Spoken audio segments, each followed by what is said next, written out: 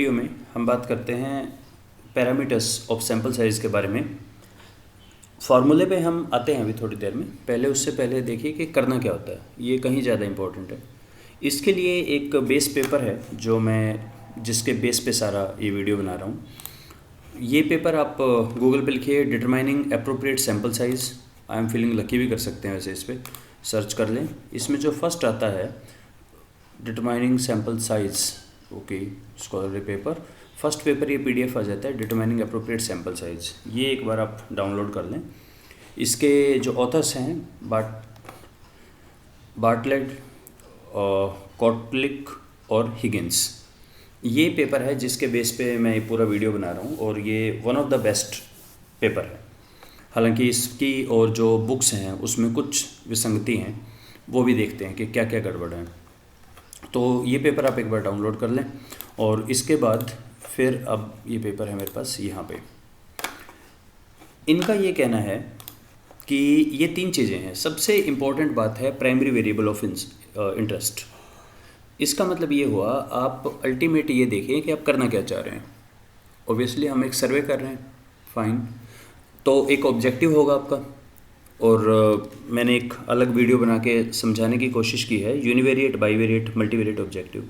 तो अल्टीमेटली यहाँ पर हम यूनिवेरिएट की बात करते हैं। आप किसी भी वेरिएबल को मेज़र करें, उसको मेज़र कैसे करेंगे? कंटिन्यूस वेरिएबल से करेंगे, that is metric Likert scale पे, या कैटेगोरिकल क्वेश्चन जो कि एमसीक्यू टाइप होते हैं। ये ब्रॉड हम कैटेगरी, कंटिन्यूस मतलब मीट्रिक, कैटेगोरिकल मतलब नॉन मीट्रिक। तो जैसे किसी ने कहा कि मेरा ऑब्जेक्टिव है to determine the awareness level, कैसे मेज़र करेंगे? लिकर्ट स्केल लेंगे, तो ये हमारा कंटिन्यूस होगा और इसी से बाकी की सारी चीज़ें बनेंगी। और अगर किसी ने कहा कि नहीं, मुझे तो देखना है इंटरनेट के बारे में लोगों का यूसेज लेवल कैसा है। अब यूसेज लेवल कैसे देखा जाता है? ऑब्वियसली कैटेगोरिकल होगा, कब यूज़ करते हो, कहाँ यूज़ करते हो, क्या देखते हो, समथिंग लाइक दैट। तो ये आपको सबसे पहले देखना है। हालांकि बुक्स में ऐसा काफ़ी संभव है सीधा सैम्पल साइज़ के बारे में बात करें, पर प्रोसेस ऐसे नहीं होती। प्रोसेस एक लंबी प्रोसेस है, आपको कई चीज़ों का जवाब देना पड़ता है सैम्पल साइज़ से पहले। ये भी एक रीज़न है कि ग्रुप पे मैं सैम्पल साइज़ के क्वेरीज़ को ज़्यादा एड्रेस नहीं करता। रीज़न बिंग, इतनी लंबी प्रोसेस है, तो आप अपने काम को समझने का प्रयास करें। सबसे पहले ये डिसाइड करना है ऑब्जेक्टिव क्या है, ऑब्जेक्टिव को मेज़र कैसे करना है, मीट्रिक, नॉन मीट्रिक। नंबर 2, ऐसा काफ़ी संभव है कि आपके 4 ऑब्जेक्टिव हैं तो 4 अलग अलग सैंपल हैं और सैम्पलिंग यूनिट भी अलग अलग हो। प्लीज़ एंश्योर ये चीज़ को सोचें, एक बारी देखें भी। अगर आपने कहा है डीलर का कुछ ऑब्जेक्टिव है, कुछ है कस्टमर का, तो सर्टेनली डीलर का सैम्पल साइज़ अलग होगा, कस्टमर का अलग होगा। अगर आपने कहा है कि बाईवेरिएट ऑब्जेक्टिव है, 2 वेरिएबल्स का रिलेशन निकालना है, ठीक है, रिस्पोंडेंट सेम है, तो आप उनको कैसे मेज़र करते हैं, मीट्रिक या नॉन मीट्रिक वे में? मतलब यहाँ पे क्या है, अगर बंदा सेम है तो आपका क्वेश्चन सेम हो सकता है। मतलब सेम मतलब आप एक को मीट्रिक, एक को नॉन मीट्रिक करें, 2 तरीके से सैम्पल साइज़ निकालें, जो लार्ज हो उसको ले लें। तो पहली बात तो ये, कोई एक फ़िक्स रूल नहीं है कि आपके केस में यही होगा, क्योंकि रिसर्च डिज़ाइन, सैम्पल डिज़ाइन आप डिज़ाइन करते हैं, तो ये आपको बताना है कि आप कैसे काम कर रहे हैं। इसके बेस पे ही सब कुछ बाकी का आगे चलेंगे, कंटिन्यूस है या कैटेगोरिकल है। मैं अपनी हर वर्कशॉप में बोलता हूँ, पूरी रिसर्च की जो की है, जिस चाबी से सभी ताले खुलते हैं, उसका नाम है मेजरमेंट, मीट्रिक या नॉन मीट्रिक। ये समझना सबसे इम्पोर्टेंट है। आगे फार्मूला जो सबसे कॉमनली यूज़ होता है, ये फार्मूला मैं यहाँ लिख देता हूँ। वही 3 चीज़ें हैं। सैम्पल साइज़ का जो बेसिक फार्मूला बनता है, हर बुक में लिखा होता है, n = z × d / e और इस सारे का होल स्क्वायर। ये फार्मूला आपको रफली हर जगह, हर बुक में मिलेगा। ये इनफाइनाइट पॉपुलेशन का है। जहाँ पर भी फाइनाइट पॉपुलेशन होगी वहाँ फार्मूले में कैपिटल N भी आएगा, और हम चारों के बारे में बहुत डिटेल में बात करने वाले हैं। पहले इस फार्मूले के बारे में थोड़ी सी बात कर लें। Z क्या होता है? Z हमारा होता है किस लेवल पे आप काम कर रहे हैं, अल्फ़ा लेवल क्या है, राइट। ये हमेशा 5% होता है। सोशल साइंस में। किसने कही ये बात? एरी जॉकब्स और रेवेजिश ने ये बात कही। इसका रेफरेंस आपको पेपर में मिल जाएगा, ये पेपर से ही मैंने लिया है कि अल्फ़ा 5%, ये लिखा हुआ है अल्फ़ा। एरी जैकब्स ने कहा है कि ये सैम्पल साइज़ एजुकेशन रिसर्च में जनरली आप ले सकते हैं 0.5 या 0.1, आप देख लीजिए। इसका रूल ये रहता है social science, commerce, management, engineering, psychology में हम 0.05 पे काम करते हैं, यानी 5% पे, और मेडिकल साइंसेज में 1% पे काम करते हैं। तो ये तो हुआ जेड की वैल्यू, और 5% पे जेड की वैल्यू हमेशा 1.96 आती है। कुछ तो है जो पूरे फार्मूले में सेम रहता है, जेड हमेशा 1.96 रहेगा। Now what is D? D का मतलब है हमारा कि सॉरी, डी नहीं है, इसका नाम सिग्मा है यहाँ पे। डी तो इसी को बोल देते हैं, डी या ई। कुछ बुक्स में डी मिलेगा, कुछ में ई मिलेगा। सिग्मा सबसे बड़ी समस्या है। तो यहाँ जो मैंने लिखा है वेरिएंस एस्टिमेशन जो इन्होंने दिया है, सिग्मा को असर्टेन कैसे करें? तो सिग्मा को कैसे असर्टेन करते हैं? 4 तरीके कॉकरन ने दिए हैं। या तो आप सैंपल को 2 हिस्सों में ले लें, पहला एक निकालें, सैंपल का आपने स्टैंडर्ड डेविएशन निकाला, फिर दूसरा सैंपल निकालो, देखो उसका स्टैंडर्ड डेविएशन सेम आ रहा है कि नहीं, या कितनी और आपको लेना पड़ेगा उसका साइज़ के फर्स्ट जितना स्टैंडर्ड डेविएशन आ रहा है, वो हो गया आपका। या पायलट टेस्टिंग के जो रिज़ल्ट आए आप उसी को बोल दो कि ये आया है, जनरली यही हम मान के चलते हैं। पायलट टेस्टिंग के बेस पे आप लगाओ कि मेरा फार्मूला होने क्या चाहिए। किसी ने प्रीवियस स्टडी में मेंशन कर रखा है कि जनरली इतना होता है, या इंडस्ट्री का कोई स्पेसिफिक है, या कोई भी मैथमेटिकल आप तरीका यूज़ करें, और हम यही करने वाले हैं। इंटरेस्टिंग चीज़ ये है कि अभी हमने स्टडी की नहीं है, स्टडी करना है। पैरामीटर पहले से पता होना चाहिए, तो ऑब्वियसली यही करेंगे। इन चारों में से कोई भी एक तरीका आप यूज़ कर लें वेरिएंस एस्टिमेशन का। और ई क्या होता है? ई का मतलब है एक्सेप्टेबल मार्जिन ऑफ एरर। ये होता है कैटेगोरिकल डाटा अगर आप लें प्राइमरी वेरिएबल तो 5% होता है, और अदरवाइज ये 3% होता है कंटिन्यूस के लिए।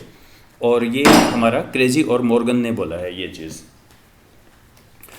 तो ये रेफरेंस भी हमें यहाँ मिल जाएगा क्रेजी और मॉर्गन का, कि क्रेजी एंड मॉर्गन 3% या 5% है। कैटेगोरिकल डाटा में 5% इज एक्सेप्टेबल, कंटिन्यूस डाटा में 3% एक्सेप्टेबल है। तो अब हम वापस आते हैं इसमें। अगर मुझे ये काम करना है कि ई मेरा 0 हो, ठीक है, मतलब मैं इसको दोबारा बताऊं, मार्जिन ऑफ एरर क्या होता है? मेरा जो सैंपल का डाटा है मीन और पॉपुलेशन का मीन, उसमें कितना मार्जिन मैं मान के चल रहा हूँ कि डिफरेंस आ सकता है। इसका एक बार लॉजिक सोच के देखें। अगर मैं कहूँ कि बिल्कुल एक्यूरेट चाहिए तो सैंपल साइज़ बढ़ना चाहिए मोटे तौर पे, और अगर मैं कहूँ कि नहीं चलेगा, रिलैक्स, कोई इशू नहीं है, थोड़ा सा वेरिएशन है, तो सैंपल साइज छोटा भी हो सकता है। फॉर्मूले में देखें, अगर ई की वैल्यू मैं 0 रखता हूँ, डिवाइडेड बाई है ना, तो एन हो जाएगा infinite, right? Anything divided by 0 is infinity. तो इनफाइनाइट सैंपल साइज कितना होता है? Equal to N. इससे बड़ा थोड़ी होगा। पूरी पॉपुलेशन को एक सैंपल ले लो। इसका मतलब अगर हमें इतनी एक्यूरेसी चाहिए कि पॉपुलेशन का मीन सैंपल के मीन के इक्वल हो, तो बढ़िया है, पूरे सैंपल पे, पूरी पॉपुलेशन पे काम करो, सैंपल लेना ही क्यों है? Make sense. सेकंड, अगर सिग्मा 0 है, अगर जैसे +2 के बच्चे हैं और सारे बच्चे एक ही एजुकेशन बैकग्राउंड के हैं, बिल्कुल सेम हैं, अगर सिग्मा 0 है तो n हो जाएगा 0 रखते ही। इसका क्या मतलब हुआ? इसका मतलब हुआ कि सैंपल पे क्यों काम करना है, किसी एक से पूछ लो। अगर 100 यूनिट्स हू बहू रिस्पोंडेंट यूनिट्स सब एक जैसे हैं, किसी एक से देख लो, वही सबका है। तो ये काम कर रहा है फार्मूला, यस। अब हम देखते हैं इन तीनों के बारे में। तो इसमें जेड, एटलीस्ट जेड हमेशा सेम रहेगा। ये ई जो है ये हमारा कैटेगोरिकल डाटा में 5% और इसमें 3%, क्रेजी और मॉर्गन ने कहा। और वेरिएंस है, उसके लिए हम एक मैथमेटिकल तरीका यूज़ करेंगे, उसके बारे में देखो क्या है। अगर हमारा डाटा नॉर्मली डिस्ट्रीब्यूटेड डाटा है तो फर्स्ट तो ये देखिए कि जब भी हम बहुत लार्ज डाटा लेते हैं, लार्ज डाटा जब भी आए, please try to understand 300 400 plus is large data. तो एक सेंट्रल लिमिट थ्योरम है, उसका ये कहना है जो भी वेरिएबल आप स्टडी कर रहे हैं वो अपने एवरेज के ऊपर आ जाता है। अब मैं ये बात मान के चल रहा हूँ, अगर एक नॉर्मली डिस्ट्रीब्यूटेड डाटा है तो उसमें 99.73% आइटम्स कवर होते हैं 3 सिग्मा से -3 सिग्मा, यानी x बार +3 सिग्मा से x बार -3 सिग्मा, इस रेंज में। और 99.73% का मतलब है मिनिमम भी आ गया उसमें, मैक्सिमम भी आ गया। तो क्या हम ये बोल सकते हैं कि जो रेंज है यानी मैक्सिमम से मिनिमम, वो सारा उसका 99% ऑलमोस्ट 100 हो गया। 99.73% डाटा कवर है 6 सिग्मा लिमिट्स में, 3 प्लस की 3 माइनस की। तो हमने एक ये बनाया कि जो टोटल हमारा है range that is equal to 6 sigma. तो यहाँ पर range is equal to 6 into sigma. Okay, तो इससे हमारा पास एक आ गया कि सिग्मा जो है दैट इज़ रेंज बाय 6। तो प्लीज़ ट्राई टू अंडरस्टैंड कि हमने जो लिकर्ट स्केल अगर यूज़ करना है, अगर हम बात कर रहे हैं कि कंटिन्यूस वेरिएबल लेंगे, प्राइमरी वेरिएबल हमारा, अगर आपने कहा लिकर्ट स्केल लेना है तो उसकी स्टैंडर्ड डेविएशन कितना हो जाएगा। अगर आप 5 पॉइंट यूज़ करते हैं तो 5 जो उसकी नंबर ऑफ कैटेगरी हैं डिवाइडेड बाय 6 कर दें, क्योंकि range divided by 6 is sigma. तो ये आ गया मेरा, इतना वेरिएशन पॉसिबल है उसमें, 7 पॉइंट पे इतना आ गया। तो यानी ये तो हो गया हमारा सिग्मा कितना आएगा, एरर हमारा हो गया 0.05 या 0.03, 1.96। फिर तो एक सीधा आ गया एक हमारे पास, फार्मूला लगा देंगे, वैल्यू उस पर आ जाएगी। ये तो फैंटास्टिक हो गया। चलो देखते हैं, ये बात कर रहा हूँ जब इनफाइनाइट है। तो फाइनाइट है तो ऑब्वियसली एन बी आएगा, कैपिटल एन बी हमारे कहीं फार्मूले में आएगा। अगर मेरा डाटा कैटेगोरिकल डाटा है, प्राइमरी वेरिएबल जो मुझे मेज़र करना है वो कैटेगोरिकल में मेज़र करना है, तो इट्स एडवाइजेबल कि हम हमेशा, तो हम आप प्रपोर्शन की बात करेंगे, पी और क्यू की बात करेंगे, प्रोबेबिलिटी ऑफ हैपनिंग और नॉट हैपनिंग, प्रपोर्शन या नॉट प्रपोर्शन का। तो अगर मेरे पास 2 वेरिएबल हैं, व्हाट आर द चांसेस है, पर्सन कोई भी उसमें टिक करेगा, 50% चांसेस हैं और उसकी प्रोबेबिलिटी होगी 0.5, नहीं सिलेक्ट करने की प्रोबेबिलिटी होगी 0.5, और वेरिएंस हो गया हमारा P इंटू क्यू 0.25। वेरिएंस का तो वैसे अलग है, लेकिन हम पी क्यू की वैल्यू लेते हैं 0.25।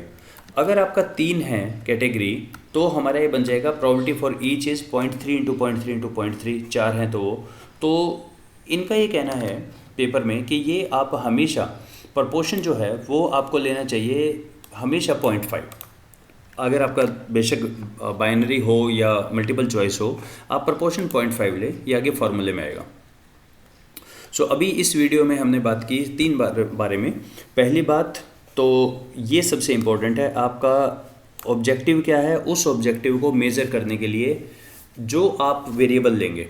मैं एक बार दोबारा इसको थोड़ा सा स्ट्रेस करूं, ऐसा संभव है कि आप ये कहें कि जो ऑब्जेक्टिव है उसके लिए मैंने 4 या 5 लिए हैं, आपने बताना है प्राइमरी वेरिएबल कौन सा है, कौन सी चीज़ है जिससे वो ऑब्जेक्टिव फुलफिल हो रहा है, वो एक ही होता है।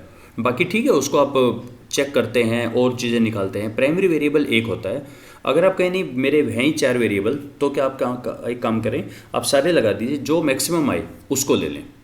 ठीक है, प्राइमरी वेरिएबल एक ही माने, अगर आपके केस में 4 बन रहे हैं आप 4 मानो, 4 बार लगा लो फार्मूला, जो उसमें चारों में से जो मैक्सिमम हो उसको ले लीजिए। एरर एस्टिमेशन अल्फ़ा, ये हमेशा जेड की वैल्यू फिक्स होती है, ये डिपेंड करेगा मार्जिन ऑफ एरर 5% या 3% पे। और वेरिएंस हमने एक फार्मूला निकाला that is range bye 6। Range bye 6 वो हमारा सिग्मा का अप्रॉक्सीमेशन दे देगा। तो ऑब्वियसली 5 पॉइंट या 7 पॉइंट या 9 पॉइंट स्केल में सैम्पल साइज वेरी करेगा। और अगर कैटेगोरिकल है तो हमेशा 0.5 ले, ये आगे फार्मूले में आएगा।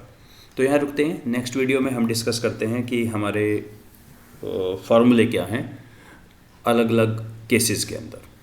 Thank you.